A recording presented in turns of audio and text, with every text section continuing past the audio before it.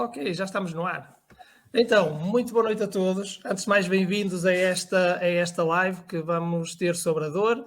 Esta será uma de muitas e vamos abordar uma série de temas relacionados com diversas áreas da saúde que esperamos ser sempre do vosso interesse. Começo por dar as boas-vindas à parte da equipa da Fisio aqui, à Diana Coutrinho, Nuno Pinto, Diana Barros, à Cláudia Cardoso e ao Pedro Malheiro e a mim mesmo. E dou também as boas-vindas a vocês que estão em casa e convido-vos também para participarem nesta live através de questões que vocês queiram colocar, para além daquelas que nós já vamos abordar.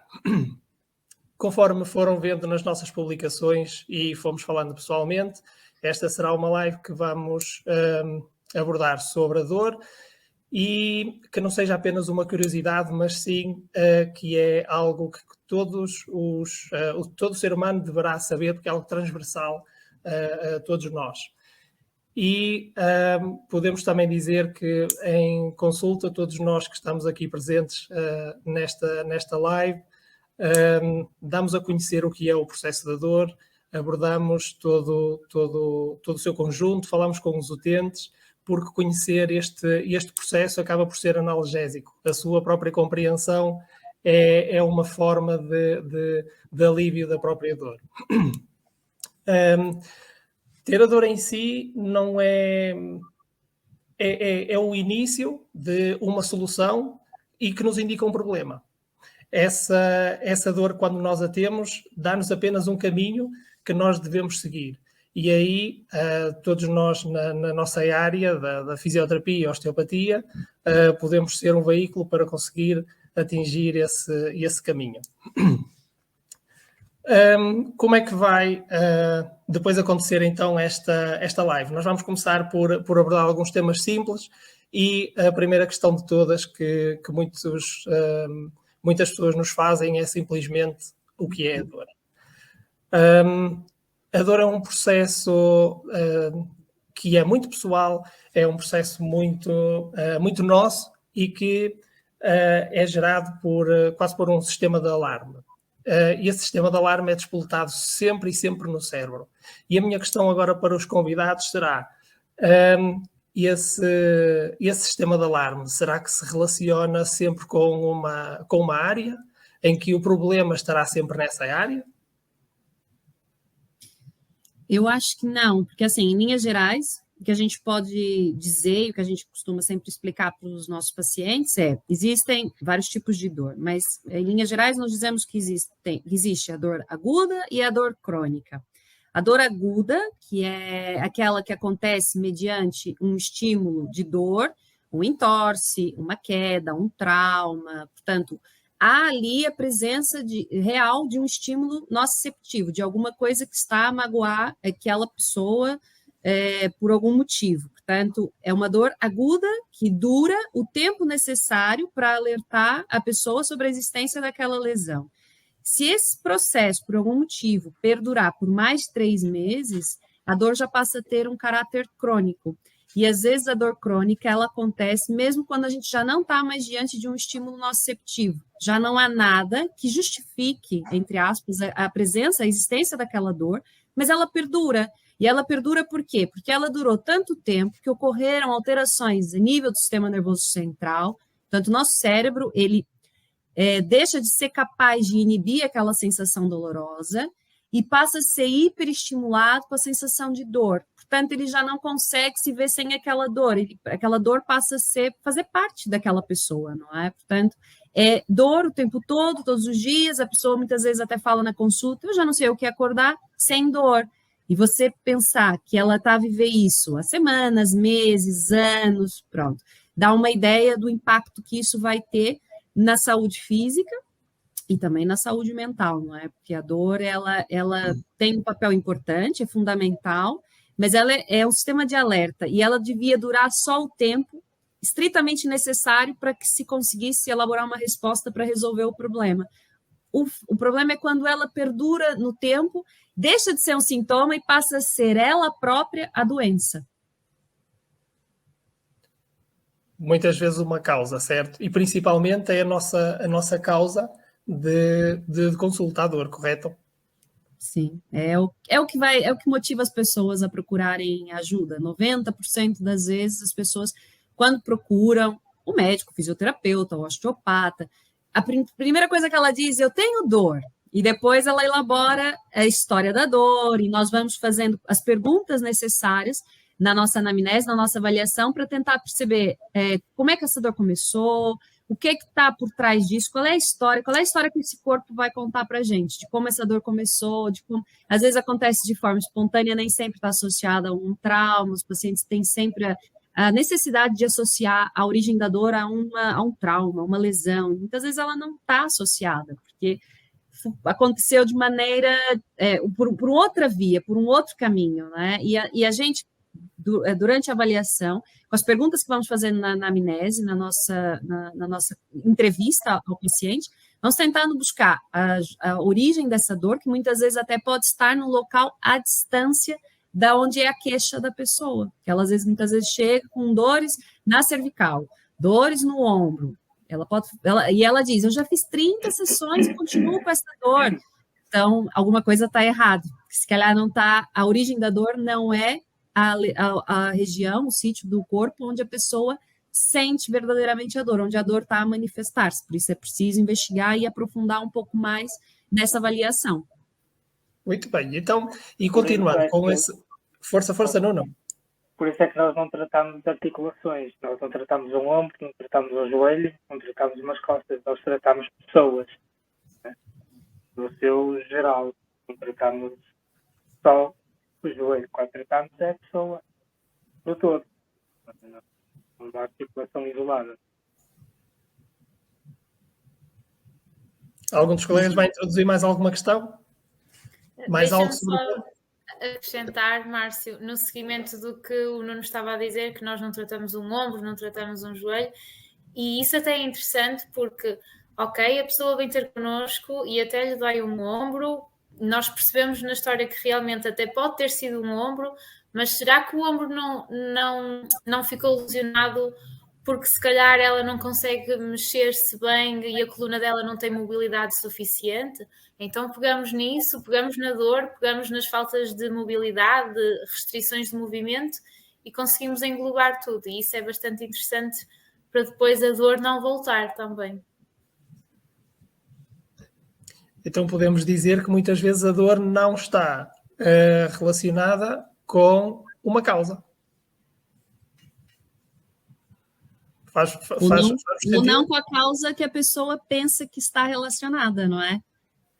Que é o que eu ouço muito agora por causa, na época da pandemia, dos confinamentos, do teletrabalho, a queixa era sempre, eu tenho dor porque a minha cadeira em casa não é a melhor para mim, e eu trabalho muitas horas sentado naquela cadeira, por isso eu tenho dor. E a pessoa já vem com o diagnóstico feito. A minha dor é porque eu estou muitas horas sentada naquela cadeira. Aquela cadeira não é a mais adequada para mim. E aí a gente começa, na entrevista, a fazer mais perguntas e descobre que aquela pessoa não dorme bem, e descobre que aquela pessoa passar por um desgaste pessoal, ou passou por uma perda familiar recente, e vai descobrindo outras coisas. Descobre que a pessoa também tem ali uma alteração a nível visceral, que tem um problema de estômago, que sofre com uma síndrome do cólon irritável no intestino, que tem, enfim, outros problemas que ela nunca relacionaria àquela dor nas costas, porque ela já tinha realizado na cabeça dela que a dor das costas era da cadeira.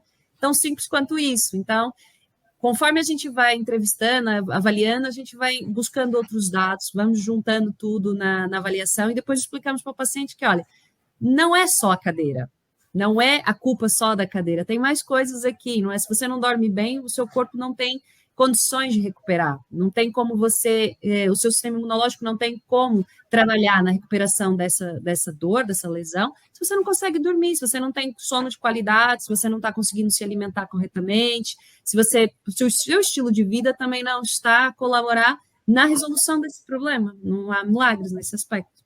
E deixa-me acrescentar nisso que a Diana também está a falar, que é importante em não acreditarem em tudo que o Dr. Google diz. Por isso é que é importante realmente procurar profissionais de saúde qualificados que os ajudem a avaliar, a compreender o mecanismo, o que é que está a acontecer e não se focarem essencialmente nas pesquisas da internet, que o Google é bom sim, mas até certo ponto. Só complementando aqui um bocadinho a questão que o Márcio colocou e fazendo um resumo também um pouco de tudo aquilo que foi dito, ou seja, nós temos um tipo de dor que essa sim tem uma relação causa e efeito, que é eu tropecei, torci o pé e tenho lá uma dor que me estava a proteger, mas quando é uma dor prolongada no tempo, não faz muito sentido atribuir essa dor à cadeira ou à almofada ou ao colchão, quando nesses casos crónicos a dor é um produto multifatorial. E, portanto, aí sim um profissional que esteja treinado a lidar com dor conseguirá ajudar a pessoa a detectar que fatores efetivamente estão a contribuir para que a dor apareça. Então, em suma, podemos dizer que uma dor nunca estará na causa de uma lesão, mas sim que pode ser uma consequência por muita atividade de uma determinada área, certo? Por exemplo, muitas vezes as pessoas têm uma dor lombar simplesmente porque essa área está muito ativa, simplesmente porque essa área está a ser muito utilizada e outras estruturas não. E então a sinergia e o auxílio entre articulações, músculos e toda essa biomecânica que poderia existir, na verdade não existe. Isto faz sentido? Sim. Faz, exatamente. Se você tem 5 funcionários, só 2 trabalham, os outros 3 estão sempre a faltar no trabalho, estão sempre aí tomar café, e só aqueles 2 estão constantemente a trabalhar, obviamente que esses 2 vão ficar cansados, enquanto que os outros 3 estão sempre de bem, não é? Estão sempre bem dispostos. No corpo é igual, se eu tenho uma parte da coluna, vai para citar o exemplo que o Márcio deu, que está sendo constantemente solicitada, está em hipermobilidade por excesso de estímulo, e eu tenho outras áreas que, em compensação, estão a ser menos solicitadas, vai haver aqui uma alteração, distribuição de forças, que vai me gerar um quadro de dor, vai me gerar uma queixa, um desconforto, e muitas vezes o problema não está em quem trabalhou demais, sim em quem está a trabalhar menos, não é? Então, não adianta eu dar férias para esses 2 funcionários que trabalharam muito, eu tenho que pôr os outros 3 que não estão a trabalhar também, que é para o trabalho ser melhor dividido. Exatamente. E abordando esta questão, estamos a falar neste momento em questões puramente mecânicas, certo? Mas nós conseguimos relacionar também, por exemplo, as emoções à dor, certo? E pegando neste pequeno tema e passando aqui a palavra para a Diana Barros, será que existe mesmo uma relação entre a dor e as emoções? Definitivamente sim, não é? Porque basta pensarmos um bocadinho sobre nós próprios quando estamos mais zangados, ansiosos, tristes. É mais fácil sentirmos algum tipo de dor do que se estivermos felizes a festejar algum acontecimento importante na nossa vida. Até parece que a dor desaparece. Tenho a certeza que isto já aconteceu com muitos de nós.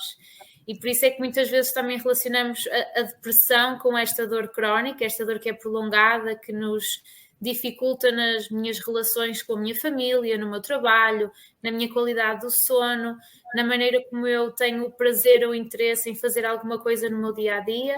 Essa dor vai implicar bastante no meu contexto social, pessoal, emocional e pode realmente estar associada a uma depressão, porque sabemos que existem neurotransmissores como a serotonina ou a noradrenalina que podem dificultar a modulação da dor e eu posso, ou seja, a minha percepção de dor pode ser ainda maior e isto depois é um efeito bola de neve, não é? Porque eu tenho uma dor crónica, porque eu já não durmo bem, porque eu já não me relaciono bem, porque eu já não consigo trabalhar bem e claramente a dor tem um impacto importante nas emoções e vice-versa também.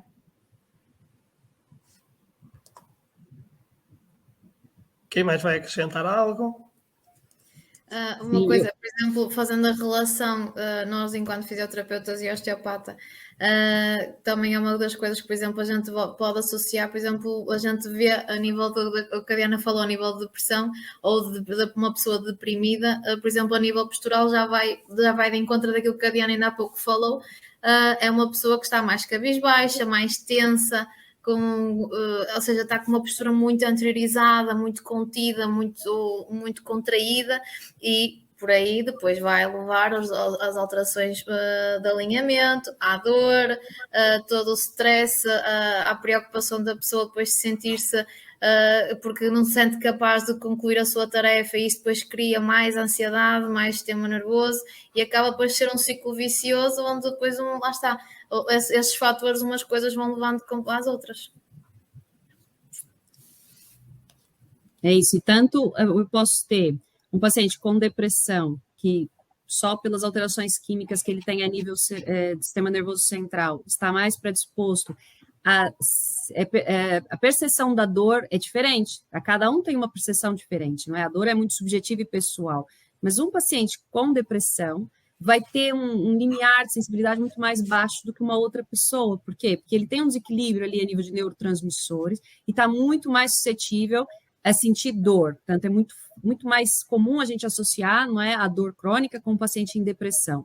Mas ele ficou primeiro deprimido e depois passou a ter dor, ou ele teve dor e depois criou uma depressão em cima disso.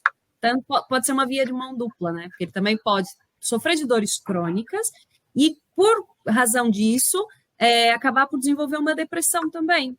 Porque ele vai se sentir mais limitado, porque ele tem dor. Ele já não consegue fazer as coisas que antes davam prazer. Portanto, vai deixar de fazer atividades que gosta, porque tem dor, ou porque tem medo de fazer e sentir dor, que às vezes acontece também. Mas você fez e sentiu dor?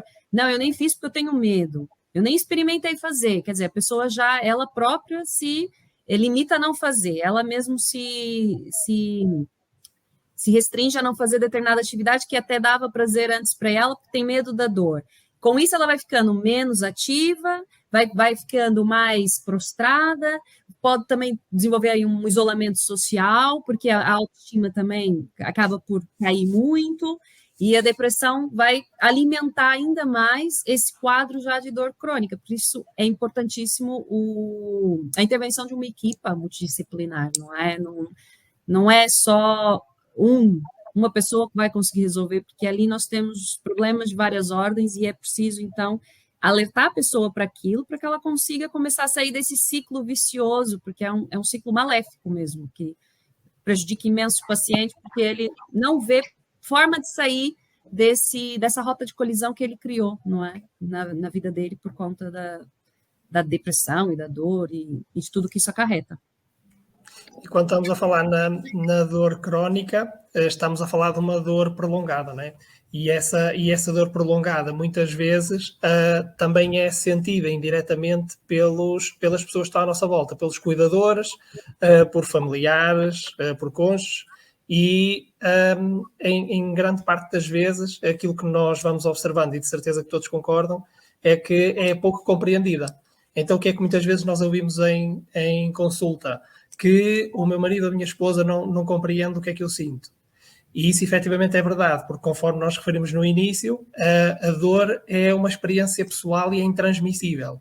Nós podemos ter perfeitamente uma ideia do que é que está a acontecer com a outra pessoa, mas nunca sentir a 100% aquilo que é verdade e o que está a acontecer com essa mesma pessoa. Por isso as emoções, claro, têm uma significância bastante elevada na dor. E fechando um pouco este tópico, por exemplo, nós, enquanto fisioterapeutas, se nos magoarmos na mão, de certeza que para nós vai ter uma significância muito maior do que se for um jogador de futebol, correto? Claro, vamos nos ver limitados a exercer a nossa profissão. Muitos de nós vai ter que entrar de licença, vai ter que deixar de trabalhar, em casos mais graves vai ter que mudar de profissão. Imagina o impacto que isso traz também na vida da pessoa, não é? Se ver limitado de não poder fazer uma coisa com a qual sonhou trabalhar a vida toda, não é? Então, isso tem um impacto muito grande, não é? E a saúde mental, o corpo vai ouvindo tudo que a nossa mente diz, não é? Exatamente. E também é importante... Força, Cláudia. E também é importante acrescentar que nós não fazemos milagres e as coisas levam o seu tempo. Às vezes também temos utentes que, pronto, por esta carga emocional que trazem com eles, querem logo resultados imediatos e já, logo no instantâneos. E temos que também ter essa consciência que demora, é trabalhoso. Ok, mas vale a pena o resultado no final. Muito bem. E uma das causas maiores que surgem, aliás, penso eu que num estudo que surgiu em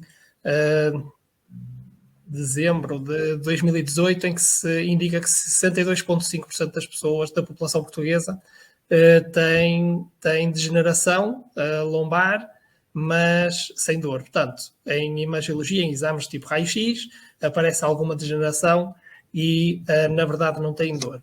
E este estudo leva-nos muitas vezes a pensar que uma das grandes procuras e uma das grandes questões são as famosas hérnias discais, não é?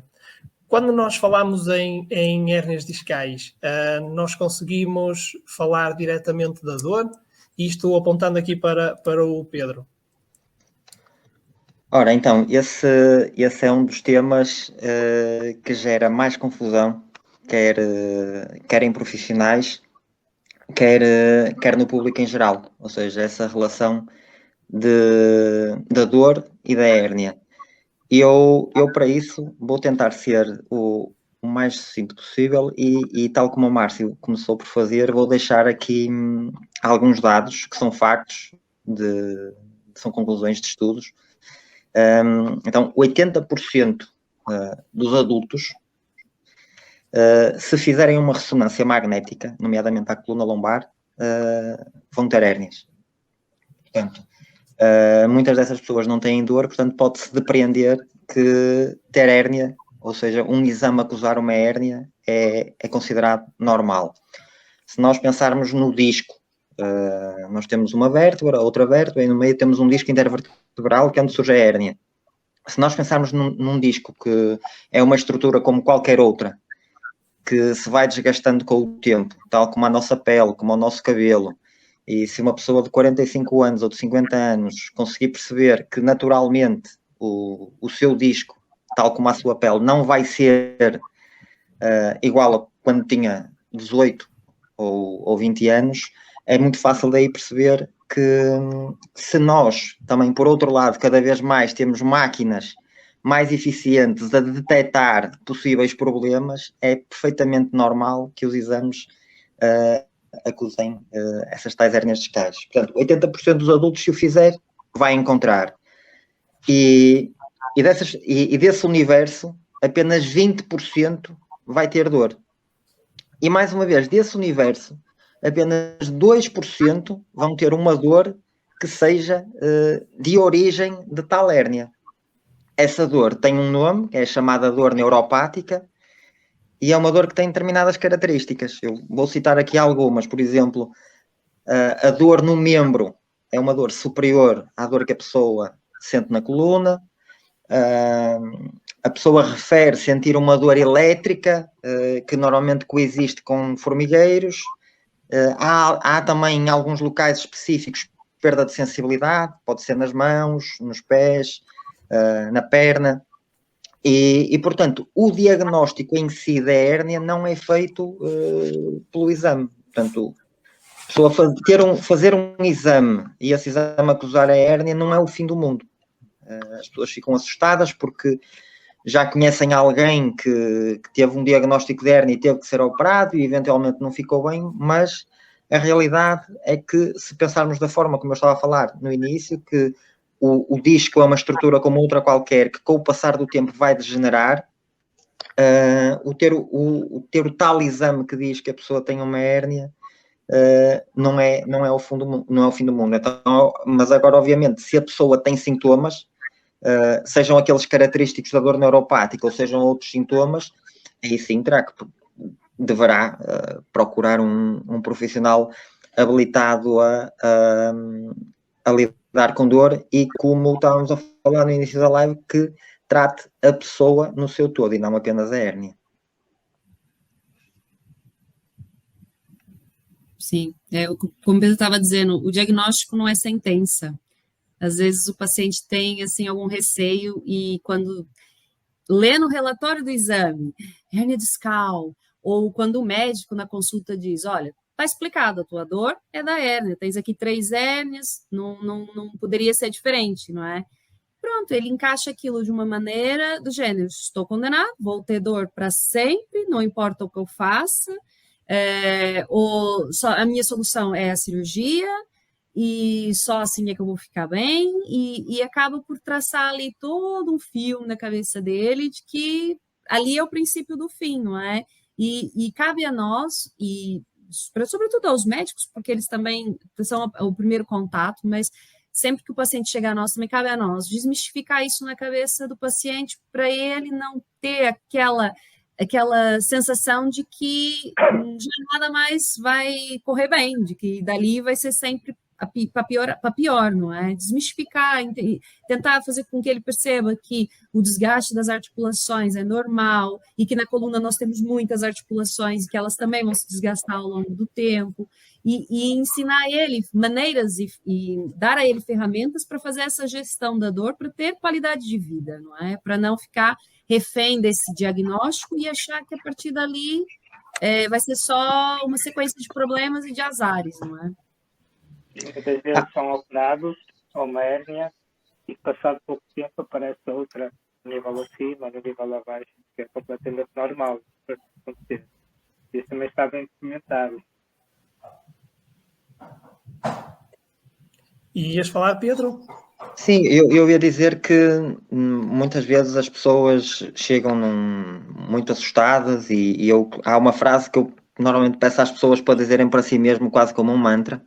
A partir do momento em que está descartada a dor neuropática e que a pessoa efetivamente está em dor, está em sofrimento, mas que não é a hérnia que está a causar essa dor, quando é o caso, eu peço à pessoa sempre para repetir para ela própria que a severidade da dor não está relacionada com o grau do problema. Ou seja, há muitas estruturas passíveis de gerarem dor e, portanto, não é o facto da pessoa estar numa crise que tem logo que pensar que vai ter que ser operada. Portanto, o tratamento conservador, nestes casos, a osteopatia, a fisioterapia e o exercício são a primeira linha para o tratamento deste tipo de problemas. Portanto, é um alerta até que deixo aqui para se algum profissional alguma vez oferecer a cirurgia como primeira opção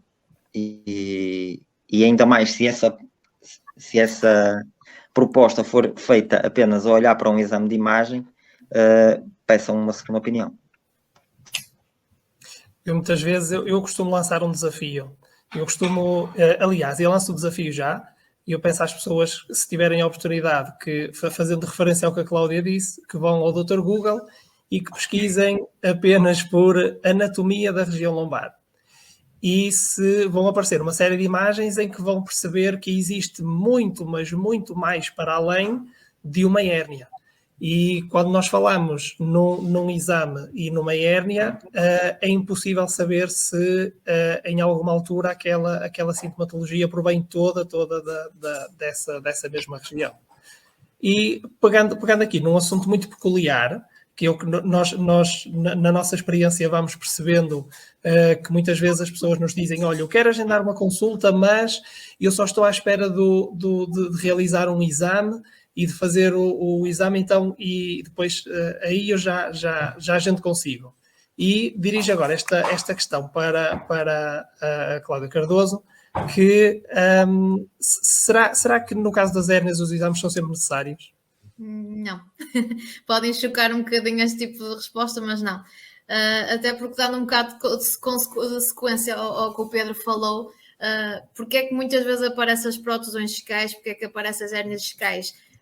O disco em si é constituído por água e muitas vezes o que acontece é por já haver desalinhamentos musculares, articulares, das estruturas envolventes, leva a uma desidratação do disco e por isso é que muitas vezes há uma extravasão da parte pulposa do disco. E pode produzir a tal dor, mas não é a hérnia em si que dói, é a musculatura envolvente que começa a ficar hiperativa com um mecanismo de defesa para proteger ali alguma coisa que está a ficar menos bem. tirando eventos traumáticos, que pode acontecer as tais situações de estrangulação do nervo, através do disco, da saída do disco e tudo, muitas vezes a origem da própria hérnia vem mesmo da parte muscular. Lá está, a consciência corporal é muito importante nestes casos. Por isso não é necessário haver... O exame só vai confirmar muitas vezes aquilo que os testes que nós, fisioterapeutas e osteopatas, fazemos. Já por si só os testes já nos dão uma linha da orientação daquilo que eventualmente temos ali. O exame só vai confirmar a imagem, o relatório vai confirmar o tal diagnóstico. E lá está, foi como o Pedro falou, há gente que vive com hérnias a vida toda e se calhar nem sabe. Não fez exame, não sabe, por isso não dói. E é um bocadinho por aí, por isso o exame em si não é necessário, às vezes é só uma confirmação do diagnóstico, porque depois há toda uma panóplia de técnicas conservadoras através do exercício, técnicas manuais, que podemos trabalhar isso. Muito bem. E temos só aqui uma questão do Hugo Moreira, em que nos pergunta que, portanto, afirma, isto relacionado com aquilo que o Pedro disse, que 80% dos adultos encontrariam hérnias se fizerem o exame. E indica que o valor é muito alto ou muito elevado. Se serão os adultos a partir de que idade?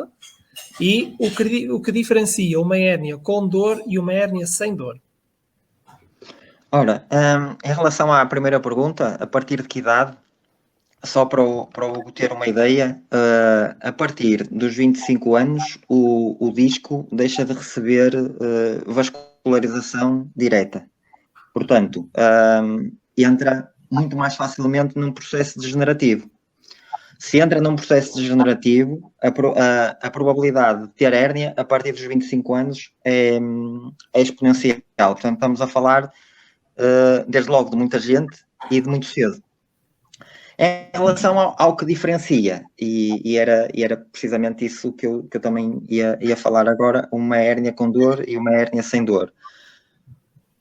Pegando aqui numa questão muito prática, que é muito comum, quase todos os dias aparece. Alguém abaixou-se para apanhar um objeto do chão, alguém se foi levantar e sentiu uma fisgada nas costas que foi pela perna abaixo. A pessoa tem duas vias. Ou vai a correr fazer um exame e depois isso poderá seguir um caminho que vai depender muito das mãos de quem ir calhar, ou se procurar um profissional fisioterapeuta, osteopata que esteja habituado a lidar com este tipo de casos, o que esse profissional vai fazer é um exame clínico. Esse exame clínico consiste em testes de força, reflexos, testes de sensibilidade e testes específicos, e esses testes, sim, vão definir se a dor que aquela pessoa está a sentir é de origem da hérnia ou não. E isto é extremamente complexo, porque há determinadas estruturas que elas imitam exatamente uma dor provocada pela hérnia. E aquilo que vai distinguir se é ou se não é, são os testes que são feitos em clínica. E isso é impossível de detectar através de um exame de imagem.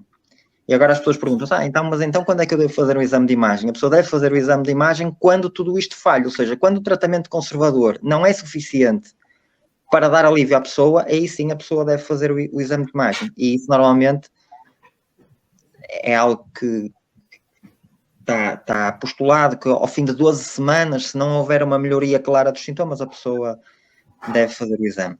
Antes disso, também já há estudos que indicam que se as pessoas têm conhecimento, que têm hérnias, que têm degenerações, que têm desidratações, essas pessoas entram num processo de catastrofização e, inclusivamente, colocam em risco o sucesso do tratamento. E tudo isso deve ser devidamente interpretado, porque ainda há bocado, penso que foi a Diana, o Trin, que estava aqui a falar na questão da desidratação do disco. A desidratação do disco é positiva para a pessoa, no sentido de, se a pessoa tem um disco desidratado, o disco ocupa menos espaço. Se ocupa menos espaço, a probabilidade de comprimir o nervo é muito menor. Por isso, tudo há que ser interpretado e, acima de tudo, interpretado com base no exame físico, porque a tendência natural com a evolução da tecnologia é os exames e as máquinas começarem a detectar cada vez mais coisas e coisinhas mais minuciosas que fazem parte do próprio envelhecimento e do próprio, como eu costumo dizer, é estar vivo. E às vezes o fato do paciente ter feito o exame de imagem Ele, por exemplo, inicia o tratamento conservador, mas está à espera que chamem ele para fazer a ressonância. O tratamento conservador está a correr relativamente bem. E ele é chamado para fazer o exame. E ele vai fazer o exame, e depois vem o relatório do exame, que ele tem 4 hérnias discais, que tem uma hérnia já não é protusão, já estamos a falar de uma hérnia, já é a ruptura do anel fibroso do disco, já tem extrusão, já tem, assim, uma panóplia de coisas. E é como disse o Pedro, ele faz uma catastrofização na cabeça. E entra num regime de cinesiofobia, medo do movimento. E o tratamento conservador, que estava a correr relativamente bem, porque ele estava a se empenhar, estava dedicado, estava mesmo a acreditar que aquilo ia resultar, começa a desandar. Ou porque ele já não cumpre as indicações que são dadas, os exercícios deixa de fazer. Por quê?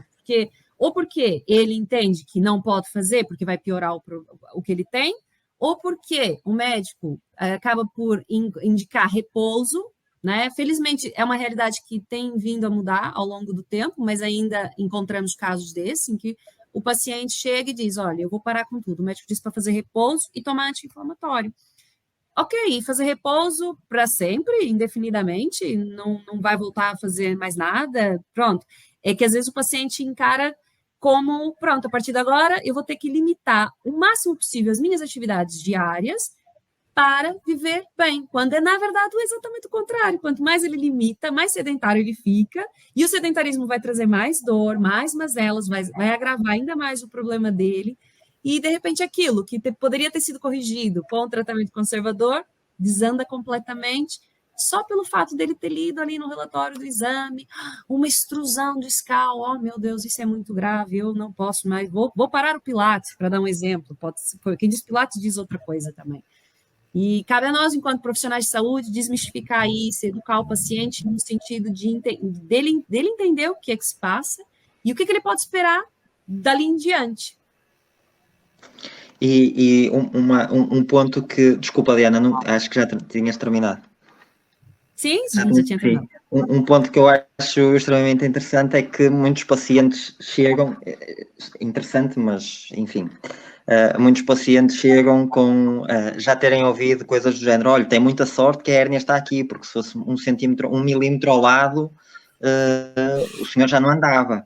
Quer dizer, a pessoa quase que fica com medo de espirrar, não é? Não pode fazer nada. Portanto, a comunicação e o tempo que se dedica em consulta para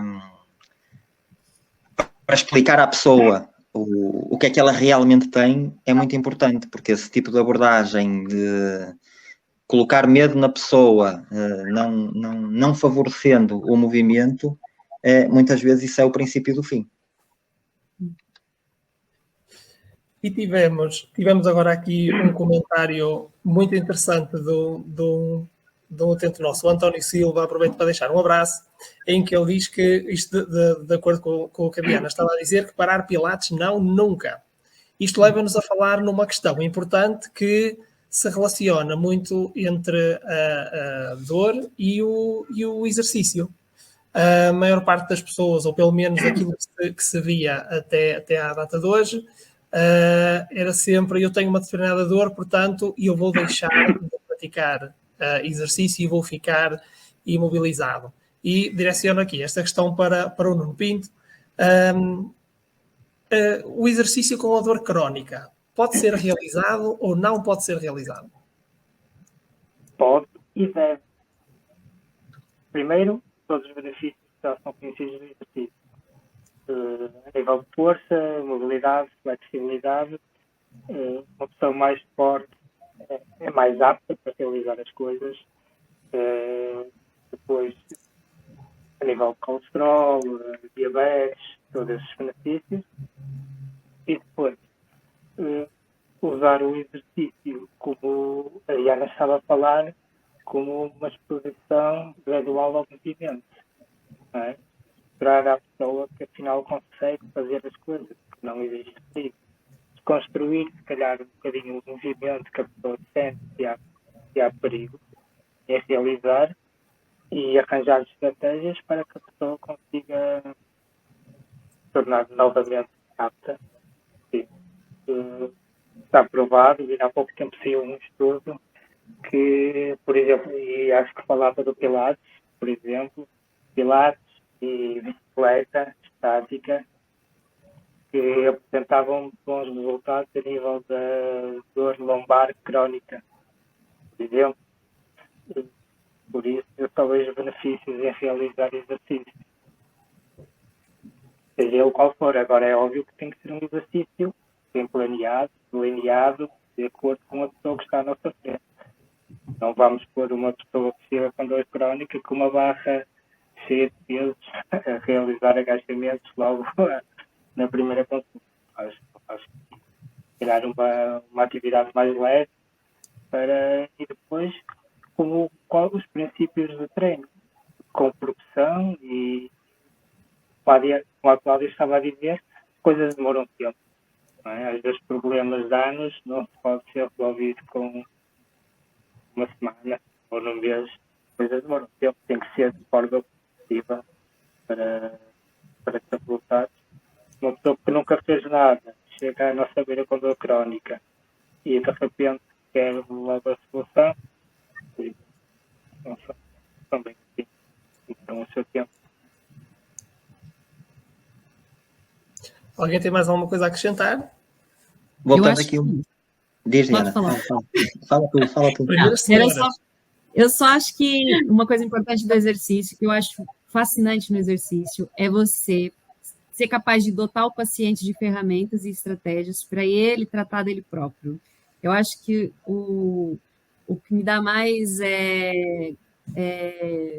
prazer em ensinar um exercício para o paciente, é saber que eu estou a dotar ele de capacidades, eu estou a ensinar ele uma maneira, uma estratégia dele gerir a dor, quer dizer, eu não quero que ele fique dependente de mim e do meu tratamento para sempre, eu quero ter condições de dar alta para ele, eu quero ter condições de dizer, olha, parabéns, atingimos o objetivo, agora vamos manter através do quê? Através do exercício, que é uma coisa que você não vai fazer só aqui, você vai levar para a sua vida, você vai levar para o seu dia a dia, até brinco dizendo que o exercício devia ser encarado como um hábito de higiene, como lavar os dentes, como tomar banho.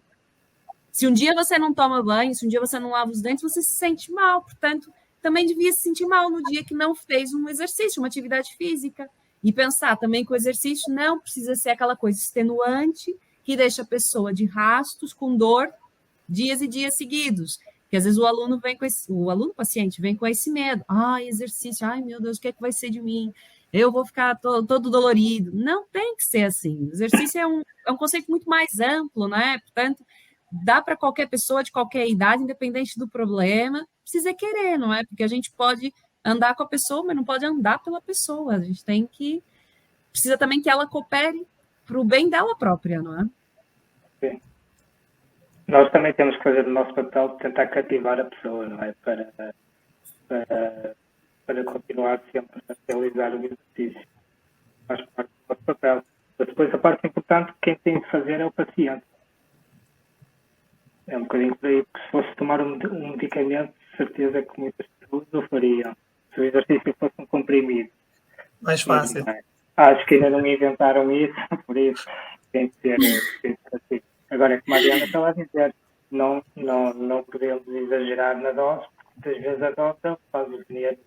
A pessoa pode até piorar a dor se for um exercício exagerado.